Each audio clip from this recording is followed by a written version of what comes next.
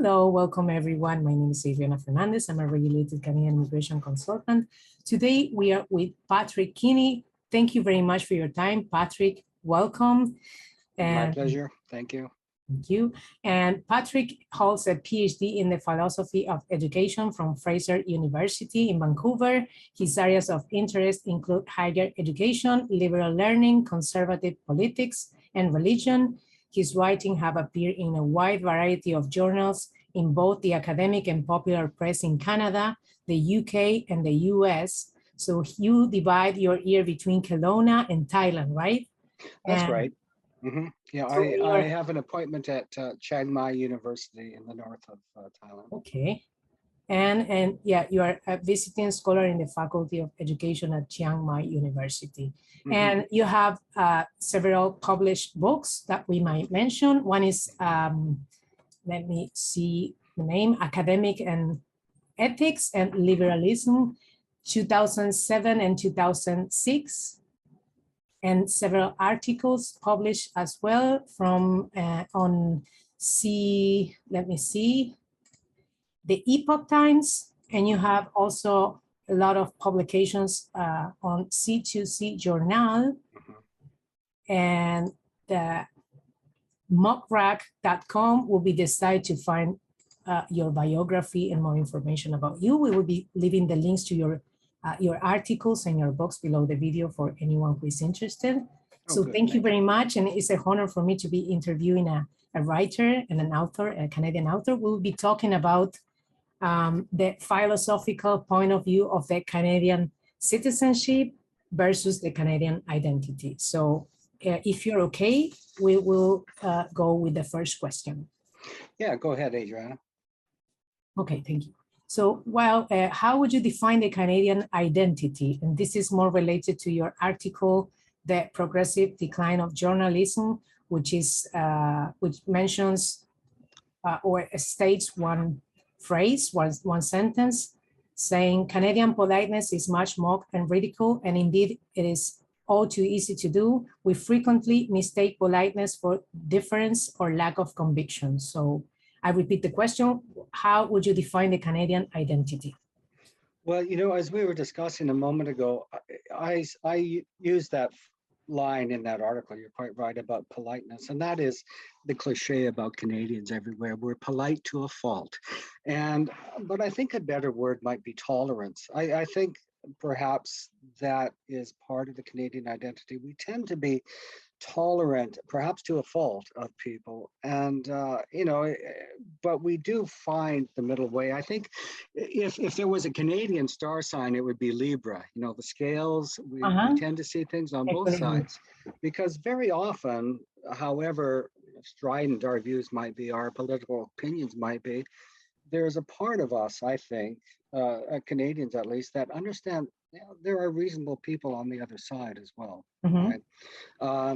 You know, who was it? Churchill, who said a fanatic is someone who won't change the subject and can't change his mind. And that's kind of the opposite of Canadians. I don't think there's much fanaticism in this country, perhaps obviously in little isolated parts. But, you know, the old joke is, you know, why did the Canadian chicken cross the road? Do you know the answer? Yeah. To get to the middle, right? You know, and so that sort of identifies my understanding of the Canadian identity, is that we tend, by and large, to find compromise. You know, Canadians are great at compromising. You know, the entire history of Canada is about a series of compromise. For example, between the French and the English settlers, between the Indigenous communities and the settlers. Canadians have a history, a long history of compromise. Our American cousins, of course, went to war. Canadians found compromises, and we continue to find compromises. So this might be from a non-reactive point of view, right? Yeah, I think that you are not passionate, but not non-reactive people. If I see from my South American point of view, right, we are more reactive people to protest, to defend rights, and you are more peaceful kind of people. It's not like you don't have passion, or as I read it here, lack of conviction. I found that you have a lot of convictions and you defend the human rights with a lot of conviction, but with, as you say before, with tolerance and more openness. And tolerance, of course, I think is often misunderstood. It means often people think tolerance means we're going to tolerate those people who think like us, right? You know, and I don't think that's what tolerance is at all. Tolerance means abiding people who think differently from us and who hold strong convictions that are opposite to ours, that are in some sense antithetical to our own views. But we tolerate them because we understand that they, like us, are passionate people. They hold these views for good reasons. It's not just that, you know, they are the devil's spawn, or they're idiots, or they don't know anything. Of course they know something. But they, like us, have those convictions. And I think we Canadians like to think of ourselves as good-natured, tolerant, polite, and understanding that these compromises is what politics is all about. Essentially, it comes down to this idea that we compromise. And we have, I think, done a reasonable job of that over the course of our history. So yeah, that's a very partial answer to the question of Canadian identity, but yeah, it's a start, I suppose. Okay, so I'm going to connect the next question. As you mentioned something about politics, so how do you feel as a Canadian born when you find areas of Canada where other maybe foreign languages are being imposed? Like, let's say you're going to a specific city in this province and you find different languages that are not the official languages of Canada. How do you feel? I can say how I feel as a new Canadian, but I would love to hear from a Canadian born point of view. How is that? How do you feel when you see that, when you're facing those type of things? Right. Well, there's so many diverse communities in Canada. It's a big question. It's a good question. I think part of my answer would be something, as I just mentioned, we have to tolerate. These are new Canadians. They have come to this country. And I think it's incumbent upon any new immigrant to learn the language, whether it's French or English. Right. And that can be a challenging thing. I don't have any gift for language. I lived part of the year in Chiang Mai, as you know, as you just mentioned, and I'm trying desperately to learn the Thai language, but it's very difficult for European speakers, because Thai is an inflected language. It has different tones, and as Chinese, right? Yeah. It's the same idea, and so that is enormously challenging for European speakers. But how do I feel about that? Well, I think it's just basically good manners that if I'm going to spend a good part of the year in Thailand, it's simply a mark of respect for the Thai people that I try my best to learn their language. That's the first step. And the second step is, of course, I respect their customs. I mean, who am I to come into their country and tell the Thai people how they ought to do things? If they ask for my help, as they have done, I'm happy to provide it. But, and so I think all things being equal, the same should apply to an immigrant community in any country, right? And I mean, you're from Argentina, so if I went to Argentina, I would do my best to learn Spanish. That just seems to me common sense, and nothing more than a mark of respect for the host nation or the host culture, the host country. So I think one has to acknowledge that there are large parts of communities in our nation where English or French, the official languages, aren't spoken. But again, I think it's just a matter of time before the new Canadians. You're born in this province, right? I beg your pardon? Are you born in British Columbia? I was in fact born in Alberta, the next province over, but I was raised in Vancouver, where you are now.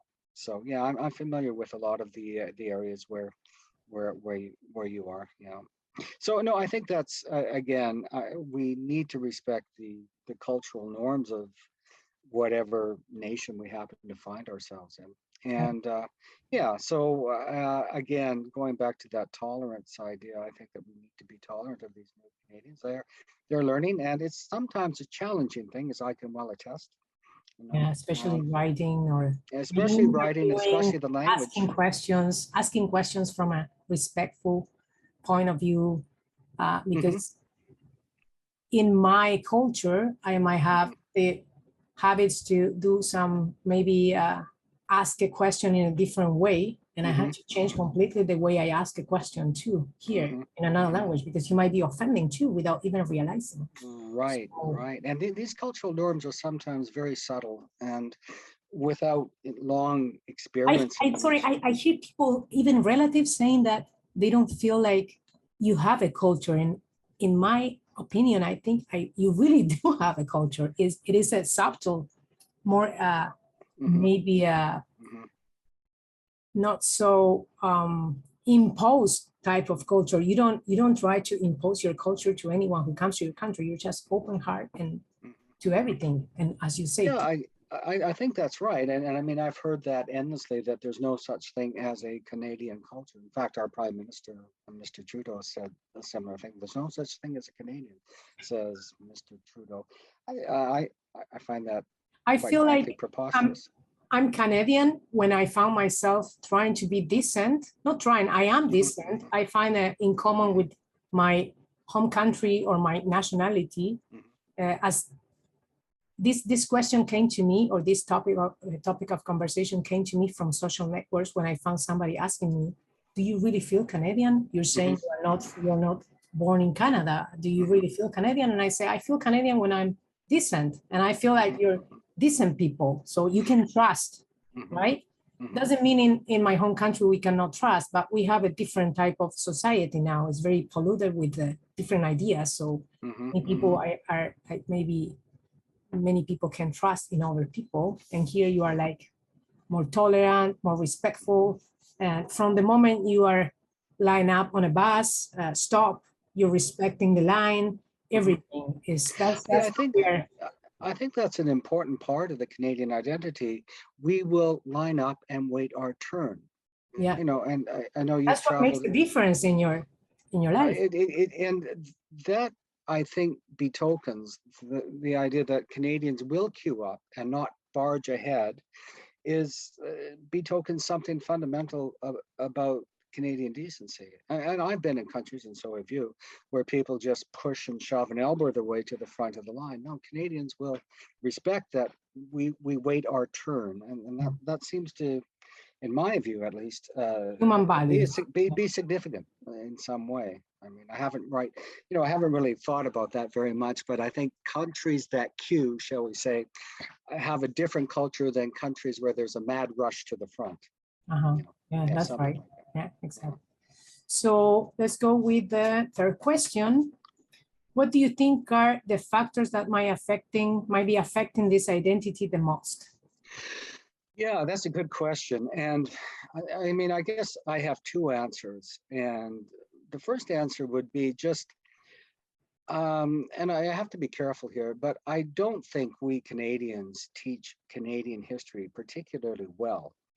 And so the notion that there is no real difference between Canadians and Americans, for example, has, gained traction. And we're just, a sort of more polite version of America, something like Uh-huh. that. And the reason people think that is because, well, my goodness me, we don't really teach Canadian history.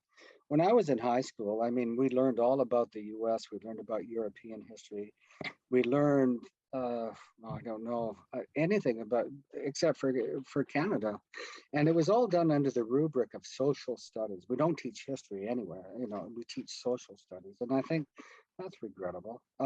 So I think a lot of young Canadians, new Canadians, just don't have a good grasp of history because they're not taught it in school. And there's much to be proud of about the Canadian heritage, I think. And I think the world thinks that as well.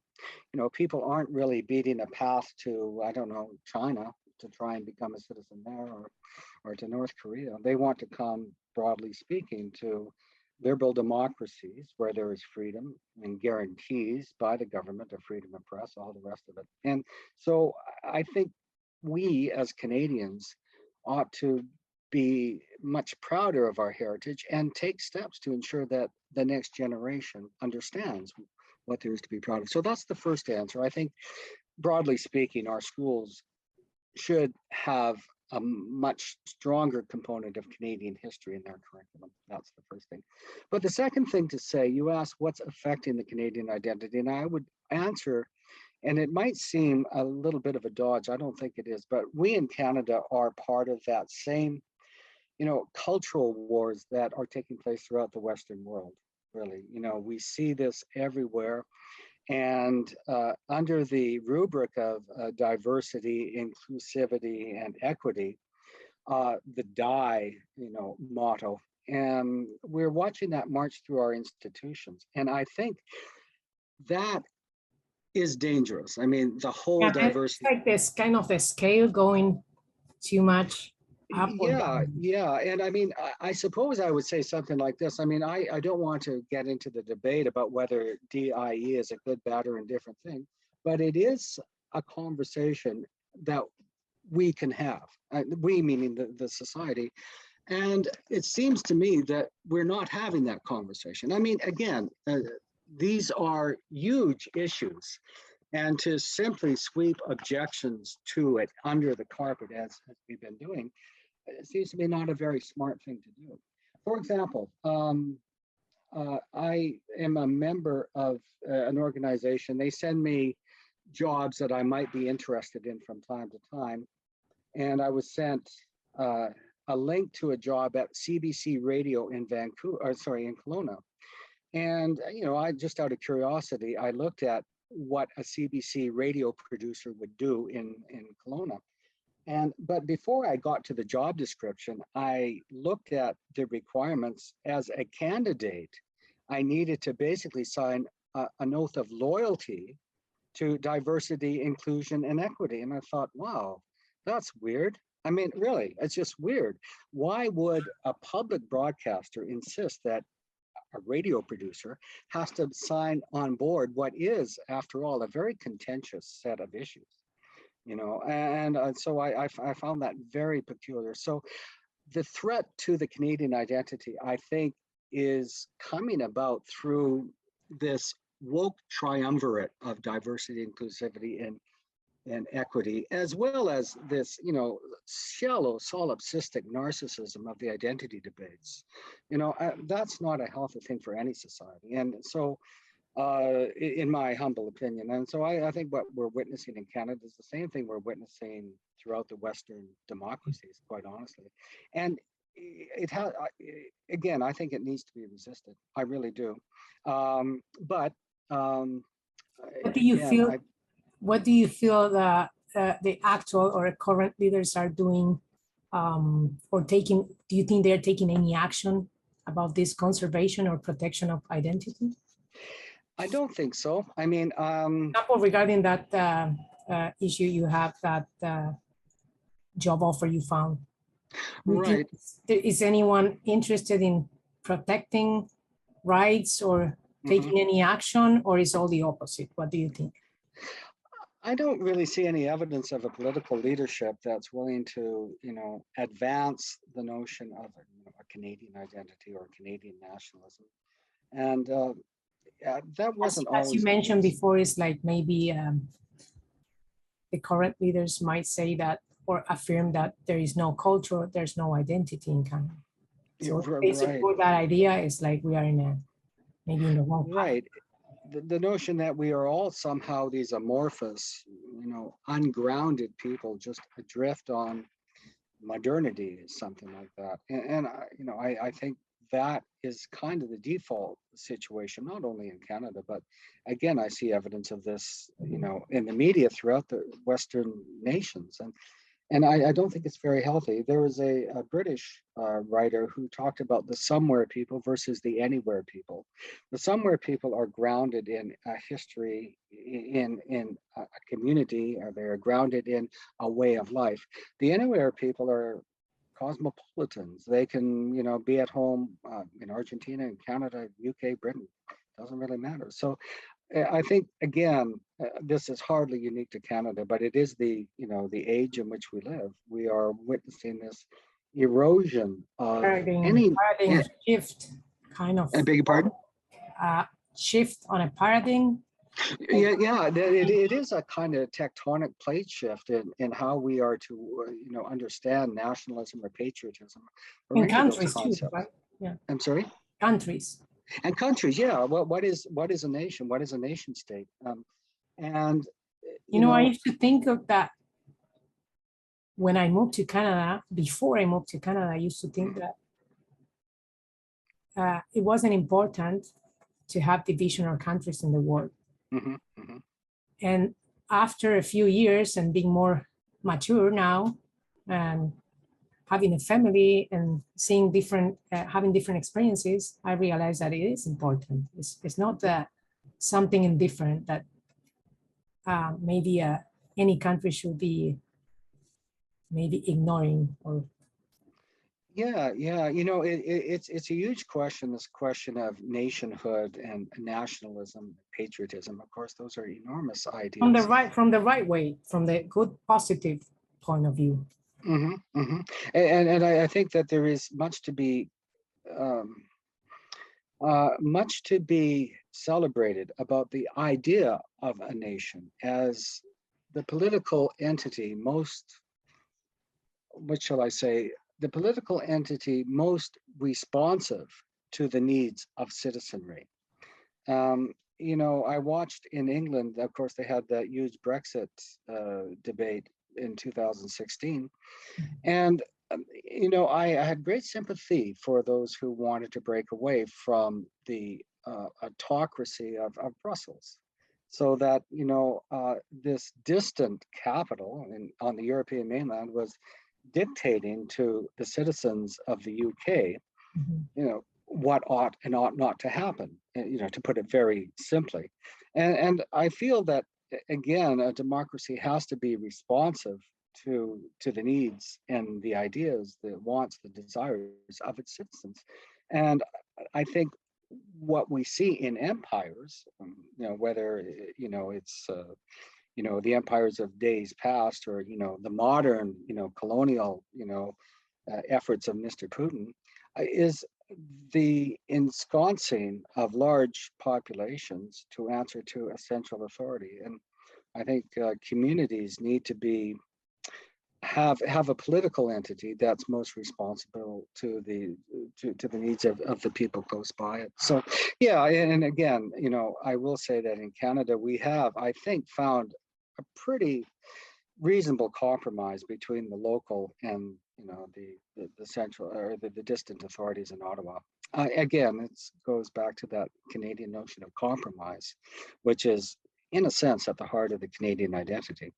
So from compromise springs tolerance and all the rest of it, So again, I like the quote by George Orwell where he said, liberty is telling people what they don't want to hear.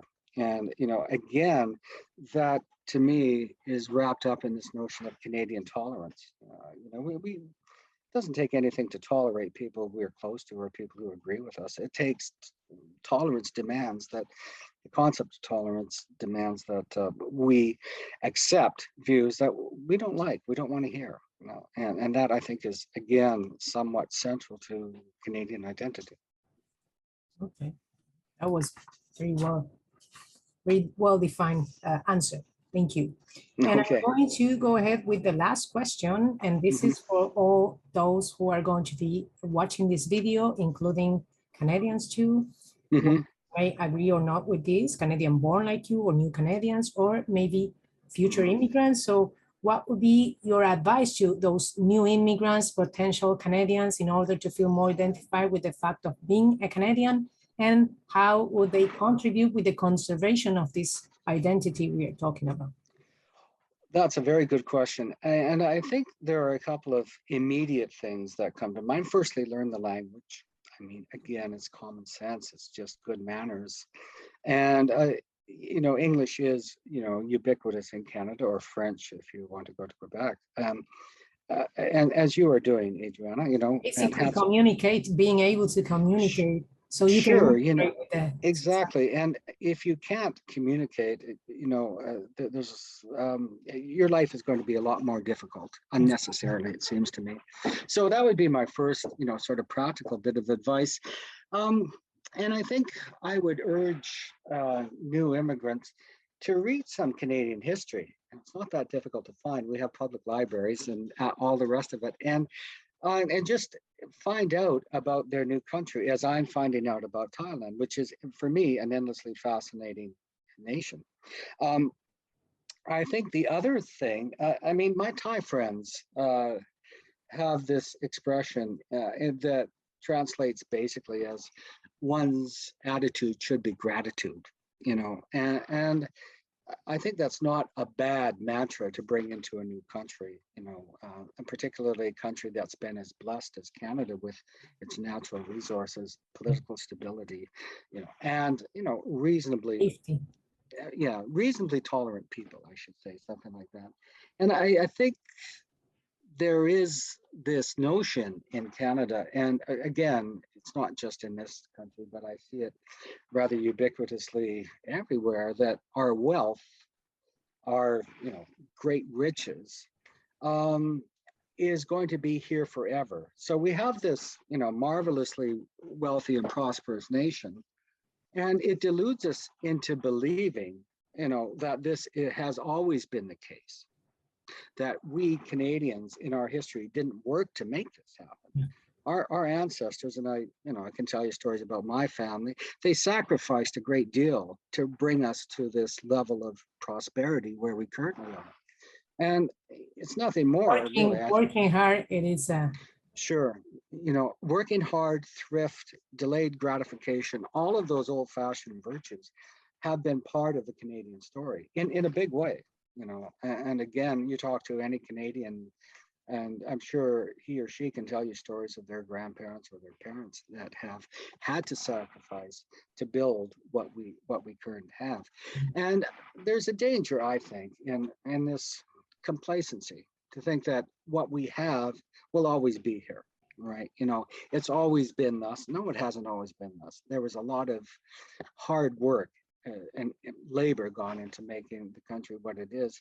And aligned with that sort of complacency about our prosperity, I think is a very unflattering air of moral superiority. I see it in some of our politicians, who like to virtue signal and tell the world what great people Canadians are. And come on, Canadians are like everyone else on the planet, aren't they? We have our virtues, absolutely, but I really find it distasteful, shall we say, when our politicians stand up before world councils and and want to tell everybody what good people we are. Yeah, that doesn't work so much for me.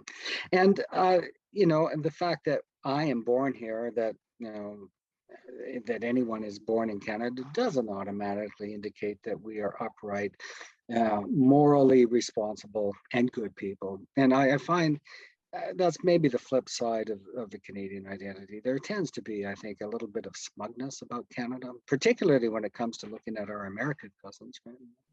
We tend to think, oh, we're pretty good, not like those Americans. And that's a little disquieting. So my advice to new immigrants is, try and learn the language, of course, but read some Canadian history. There's a lot of good historians out there, a lot of very able and capable Canadian historians, and a lot of good one-volume histories of Canadian history. It would be awesome if somebody can write about this, maybe philosophical point of view of the Canadian citizenship for everyone who is interested to read more history or to understand more. Mm-hmm. Yeah. You're not that kind of person who likes to read history. Many people doesn't like to. Many people won't read history, but that's, I think, that maybe modern issue. Not many people is interested about history, and it's important to.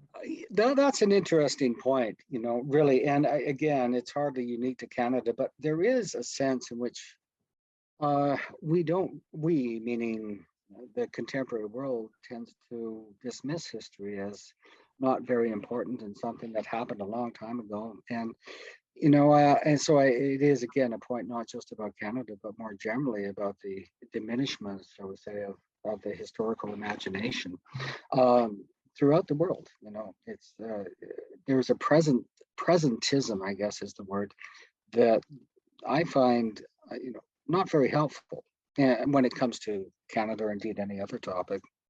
But yeah, it's yeah. So yeah, I think to indulge or to engage in a summertime reading program would be a good thing. Uh-huh.